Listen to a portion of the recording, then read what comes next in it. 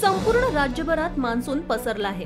अनेक भागात पावसाची संततधार पाहायला मिळत आहे, पण काही भागात अद्यापही पावसानं दडी मारल्याचं पाहायला मिळतंय। अशातच मुंबईकरांना मात्र पावसानं दिलासा दिलाय। मुंबईत कालपासूनच पावसाची संततधार पाहायला मिळत आहे। मुंबईतील काही भागात आजही पहाटेपासूनच पाऊस सुरू आहे। अशातच हवामान विभागानं मुंबई, ठाण्यासह कोकण किनारपट्टीलगतच्या भागात पुढील 4 दिवस पावसाचा अंदाज वर्तवलाय।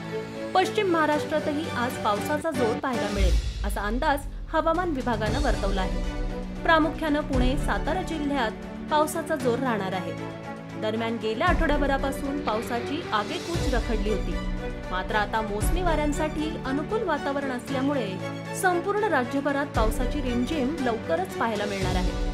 दरम्यान बुधवारी दिवसभरात अलिबागमध्ये 38, डहाणूत 58, हर्णेत 11, सांताक्रूजमध्ये 6 आणि रत्नागिरीत 14 मिलीमीटर पाऊस पडला आहे।